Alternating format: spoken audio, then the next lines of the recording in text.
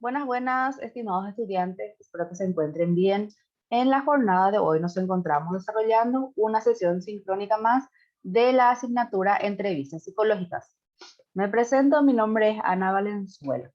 Debemos tener en cuenta que la entrevista psicológica, desde el paradigma utilizado, que es el desarrollo de nuestra asignatura, es el instrumento básico para el abordaje del consultante, cliente o paciente. Debemos tener en cuenta que con esta asignatura se busca definir las bases conceptuales y metodológicas de la entrevista, identificar rasgos psicológicos de la personalidad y su incidencia en el proceso de la entrevista, observar y describir cómo el sí, los momentos de la entrevista, de construir la situación y los momentos de una entrevista y reflexionar acerca de la aplicación de la entrevista. Les recuerdo que la asignatura se desarrolla los días miércoles en el horario de 18, 21 a 20 horas. El examen parcial se encuentra calendarizado para el 8 de junio y el examen final el 6 de julio. Nuestra asignatura tiene 10 bloques, 10 cajas en nuestra aula virtual. Eso lo vamos a estar desarrollando durante el trimestre. Van a estar habilitados guías de actividades, foros, cuestionarios, y deben realizar cada una de esas actividades ya que forman parte del proceso de enseñanza-aprendizaje y además forman parte del proceso de evaluación en cuanto a trabajos prácticos. Todas y cada una de las tareas deben ser presentadas en el aula virtual de la plataforma Unigran Online. El trabajo práctico va a consistir en la investigación bibliográfica y posterior presentación de la información obtenida. Deben dividirse en dos grupos. El primero va a estar abordando el tema intervenciones en la entrevista clínica y el segundo grupo el rapport. El trabajo práctico va a ser expuesto la fecha siguiente al examen parcial. Vamos a desarrollar en la jornada la unidad 2, la ética y el consentimiento informado. Teniendo en cuenta que el consentimiento informado en psicología es un proceso mediante el cual el psicólogo proporciona al paciente información relevante con el objetivo de que pueda decidir por sí mismo acerca de la actuación que pueda afectar a su salud. Es una herramienta que el psicólogo tiene a fin de brindar o no determinada intervención. Si el paciente acepta, bueno, es una manera voluntaria y consciente de decir, quiero trabajar con la licenciada Ana y yo conozco su formación, así que acepto las técnicas que ella va a estar utilizando para trabajar conmigo. El consentimiento informado en psicología se basa en una serie de principios éticos que ya se ha abordado en bioética, asignatura que seguro ustedes ya han desarrollado. El primero de los principios éticos es la no maleficencia, llamado primum non nocere. Se basa en la obligación del psicólogo de proceder o de formas o bajo tratamientos que no tengan consecuencias negativas para el paciente, o sea, susceptibles de causarle algún daño. Que nosotros, en este principio ético de no maleficencia, tengamos en cuenta la garantía de nuestro proceso de intervención, que tengamos en cuenta nosotros que manejamos esa corriente y que no vamos a realizarle ningún daño a la persona al momento de aplicar esa técnica o estrategia psicoterapéutica. La beneficencia es un principio de obligación imperfecta que se basa en garantizar al paciente que los beneficios obtenidos con el tratamiento serán mayores a los perjuicios. Es decir, el objetivo de los profesionales durante un ensayo clínico o tratamiento deben ser el bienestar del paciente y nosotros debemos tenerlo en cuenta a la hora de realizar prácticas, por ejemplo, que beneficie al usuario. También que nosotros no le hagamos daño al usuario a la hora de implementar o poner en práctica alguna técnica que estamos desarrollando, proponiendo o practicando. La autonomía es quizás el principio más importante del consentimiento informado en psicología, pues se basa en la capacidad y derecho de cada persona de decidir sobre el aspecto de su vida, sus objetivos y los medios para llegar a ese fin. Ahí nosotros vamos a informar al paciente mediante un documento que capaz está trabajando o que está siendo intervenido para una investigación, para un tratamiento.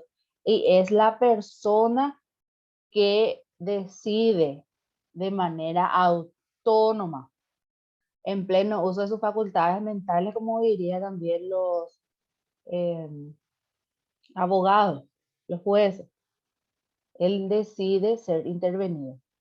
Para que las decisiones tomadas sean de forma consciente, es necesario que el paciente tenga información relevante, manifieste claramente sus deseos y tome una decisión sin que exista ningún tipo de manipulación externa. En el principio de autonomía debemos tener en cuenta la edad del paciente porque la conciencia de autonomía varía dependiendo de la edad. En todo caso, el papá de un niño sería el que va a decir, esto le va a beneficiar a mi hijo. El papá o encargado de una persona con discapacidad tutor legal va a decir, sí, esta técnica o trabajar con la licenciada fulanita va a ser de beneficio para mi hijo y él acepta. La justicia, que es un principio de obligación perfecta que se basa en la elección de un tratamiento o terapia adecuada y proporcionada a las circunstancias. El objetivo es que exista un equilibrio entre los pros y los contras del tratamiento, sus beneficios y sus cargas. ¿Cómo se debe hacer para que el consentimiento en psicología sea informado? Hay que asegurarse de exponer los hechos de forma veraz, recomendar un plan de actuación e informar sobre posibles alternativas y asegurarse de que el paciente ha comprendido el mensaje. El consentimiento informado debe ser comunicado al paciente de una manera que entienda, porque nosotros a veces realizamos la entrevista inicial, vamos mencionando ciertas características del modelo de intervención que tenemos, pero no clarificamos si el paciente, consultante o cliente ha entendido realmente cómo se va a estar procediendo. En la siguiente infografía podemos ver cómo nosotros obtenemos el consentimiento informado. Primeramente, la capacidad del paciente para entender y decidir. Como les dije, se están trabajando con niños, es el papá, los padres quienes deciden, dependiendo de su tutoría legal o si está a cargo o no, para formar parte de la intervención. La voluntariedad de decidir, informar al paciente, recomendación de terapia o alternativa. Supongamos que nos dicen, mi hijo está pasando por un duelo.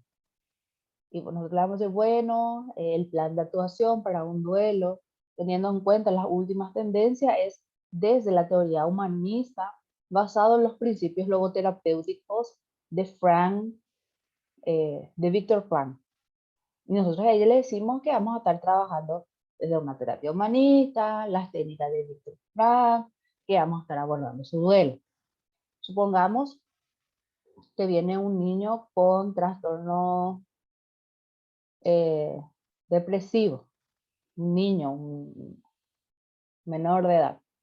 Entonces nosotros vamos a estar trabajando desde la terapia cognitiva conductual, que tiene una alta efectividad para ese tipo de patrones afectivos, aporta, se ve cierta efectividad en las intervenciones y actualmente está en tendencia en Paraguay debido al aporte que genera y basado en la realidad nacional. Debemos de ver y clarificar si el paciente o tutor ha entendido lo que nosotros le estamos mencionando, refiriendo. Le decimos que van a venir una vez a la semana, en el horario, el precio también. La decisión de un favor en favor del plan y la autorización a poner en marcha el plan elegido. Eso es lo que se realiza en el consentimiento informado, que él sabe que va a pagar tantos 1000 guaraníes por su consulta, que sabe que está trabajando con la licenciada Ana Valenzuela, especialista en psicología clínica y oncológica, que cuenta con tantos años de experiencia en tal área, que conoce dónde se encuentra situada mi entidad en la cual estoy trabajando, mi institución.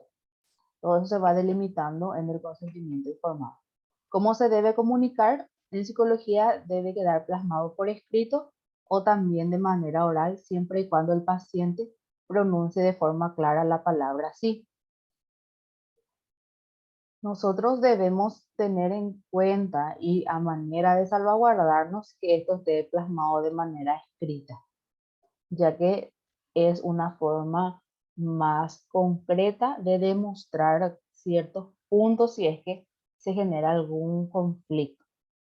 Si tienes más información sobre el consentimiento informado, hay que tener en cuenta que se trata de una decisión totalmente personal por la que la conformidad siempre debe estar expresada por el propio cliente y no por un familiar o una persona cercana en caso de los adultos mayores de edad. Pero si estamos trabajando con niños menores de 6 años, si estamos trabajando con personas con discapacidad, en su mayoría son los tutores quienes eligen. Pero nuevamente el niño dice, ah, no, yo no me hallo con ella, no, no es divertido, no da gusto, quiero cambiar, yo me quiero más ir. ¿Cómo se debe comunicar? El encargado de elaborar el documento con el modelo de consentimiento informado debe ser el propio psicólogo o psiquiatra encargado del paciente. Será informada de la decisión tomada las personas vinculadas al paciente por razones familiares o de hecho, siempre y cuando el paciente lo permita y lo exprese de forma tácita o de manera verbal. ¿Cuál es la importancia del consentimiento informado? Obtener el consentimiento informado en psicología es un paso fundamental para respetar la autonomía y el derecho a decidir del paciente. Además, se debe tener en cuenta otros varios beneficios, como que protege al profesional, permite al paciente acceder a información relevante, facilita la toma de decisiones conjuntas entre el profesional y consultante, promueve el desarrollo de investigaciones psicológicas, evita las ambigüedades y puntos oscuros del tratamiento. Debemos tener en cuenta que lo podemos recuperar de la referencia escrita. Además, tengan en cuenta que el video se va al canal institucional. Podemos comunicarnos mediante el chat de la plataforma, los foros de ayuda y tienen mi correo ante cualquier necesidad. Gracias por participar de la clase, por llegar a este punto. Esperemos que en otra jornada podamos desarrollarlo de manera más amena. Nos encontramos oportunamente. Saludos.